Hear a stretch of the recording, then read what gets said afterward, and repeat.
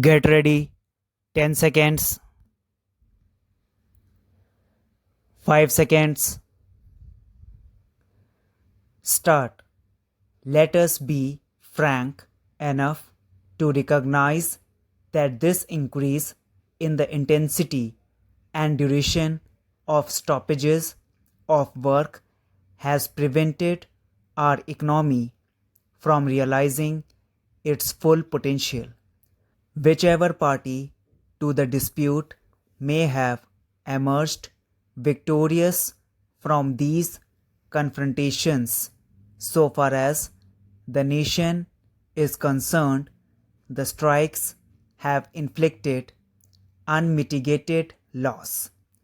We need industrial harmony not for the benefit of the classes who control the means of production, not for the further advancement of the affluent section of the society, but for the sake of the poorer masses who suffer an erosion of their low standards of living as a result of these interruption in production.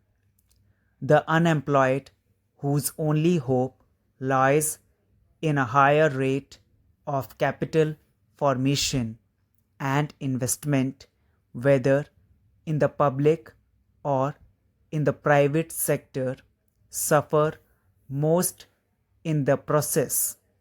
We are all here today to find a solution to this grave industrial problem and to consider how to mitigate, if not to end the present stage of disorder in labor management relations.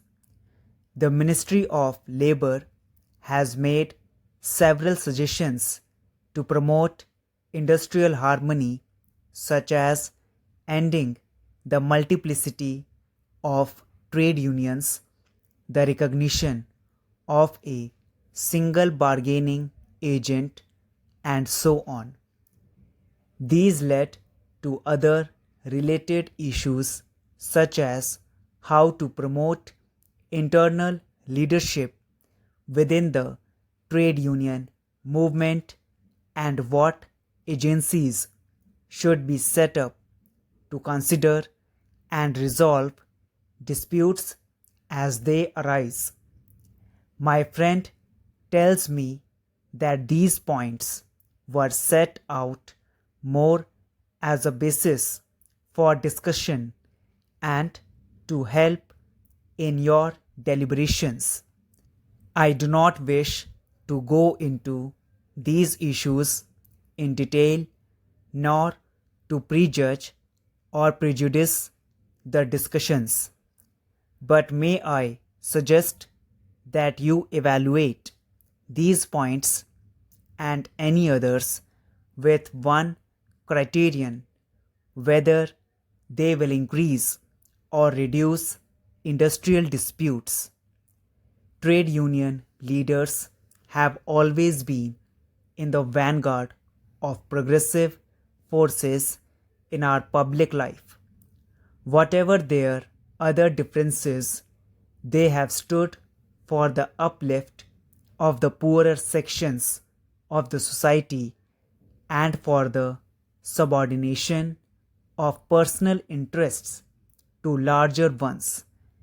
They would be untrue to this tradition if they do not focus their attention on the problem of augmenting production at this critical juncture, when apart from our other problems, 3 million victims of the reign of terror unleashed across our borders have sought refuge in our land.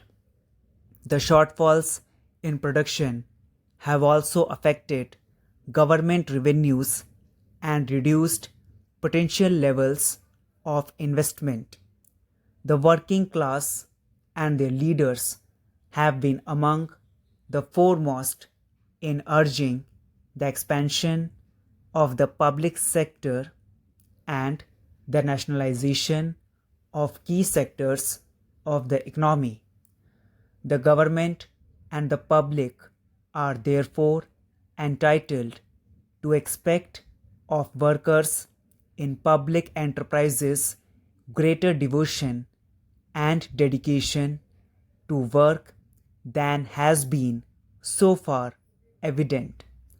I must admit that there is scope for the improvement of communication between management and workers in public enterprises.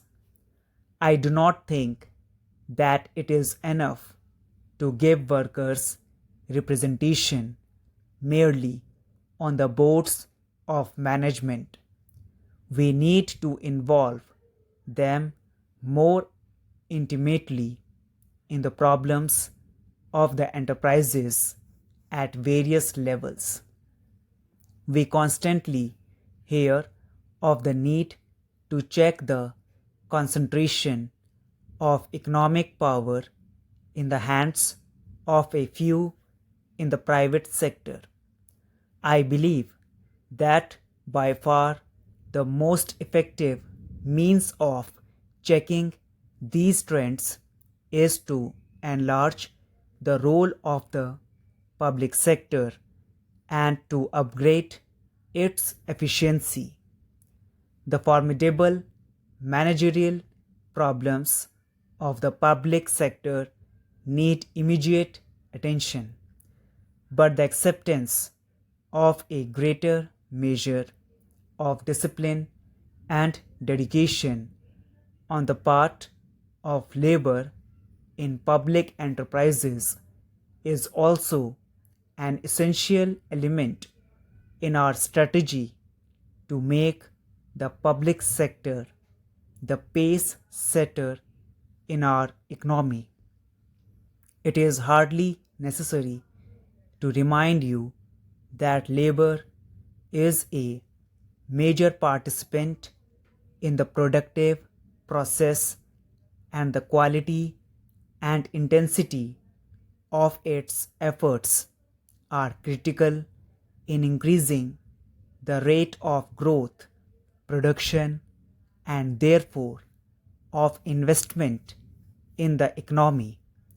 The demands for higher wages and other benefits by organized labor are understandable, but these have to be pursued within a policy framework which pays due regard to the general state of the economy and the interests of the unemployed. In a country like ours, where there are millions of unemployed and underemployed, what is needed is a fair distribution of opportunities for gainful employment. In this sense, the employed, particularly in the organized sector, who enjoy a measure of special security, should recognize that in our country, to be employed in is in itself a privilege. Hence, they should not merely seek unilateral gains for themselves, but also have some compassion for those who are willing to work yet are unable to do so because of the comparatively low rate of capital formation. I am sure that trade unions will interpret their responsibilities in this wider sense and work to secure for the employed as well as the prospective labor an increasing equitable share of progressively rising national product. Our country has gone through a very difficult period, but there is every indication that we are poised for rapid advance.